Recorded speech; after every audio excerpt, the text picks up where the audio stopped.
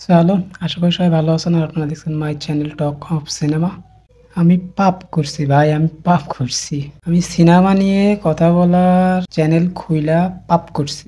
কারণ আজকে এমন একটা মুভির ট্রেইলার আমি দেখছি, আর সেটা নিয়ে আমাকে কথা বলতে হচ্ছে। আমার লজ্জা হইতেছে। আমার একটা মুভি ট্রেইলার দেখলাম, নাম হচ্ছে মাস্তি 4। মাস্তি 4-এর আগেও 3 পার্ট আসছে। প্রথমে যে 2 পার্ট আসছিল সেটা মোটামুটি একটু তাও কমেডির জন্য দেখছিলাম, ভালো লাগছিল।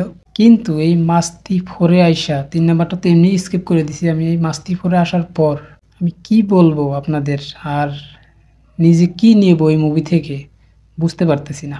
ট্রেলারটা দেখার সময় মনে হয়েছিল যে আমার মাথার চুল আমি টাইনে এভাবে ছিঁড়ে ফেলি। আর এখন সেটা নিয়ে কথা বলতেছি, তাহলে এখন আমার ভিতরে কি চলতেছে একবার চিন্তা করে দেখেন। তো যাই হোক, তো কেমন ছিল ট্রেলারটা সেটা নিয়ে একটু কথা বলি। ভাই, ট্রেলারে ভালো লাগার মতো একটা জিনিসও ছিল না। এর যে খারাপ বলবো, খারাপ বললে খারাপেরও অপমান হবে। না তো ডায়লগ ঠিক আছে, না তো কমেডি ঠিক আছে।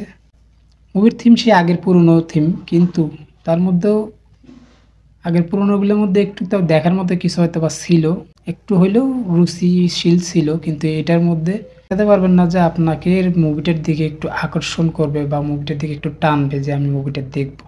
যেই সিনে আসতেছে শুধু খালি দেখতেছি যে ওভার অ্যাক্টিং করতেছে, ওভার অ্যাক্টিং করতেছে, ওভার অ্যাক্টিং এর দোকান নিয়ে বসছে, এক কথায় শেষ। আমাকে যদি বলেন আমার কাছে কেমন লাগছে, আমার কাছে একদমই ভালো লাগে নাই। সো দেখি বাকিটা মুভি আসার পরে, মুভি দেখার পরে ওপিনিয়ন পাল্টাতে পারি কি না, না এর চেয়ে তো আরও বেশি খারাপ হয়।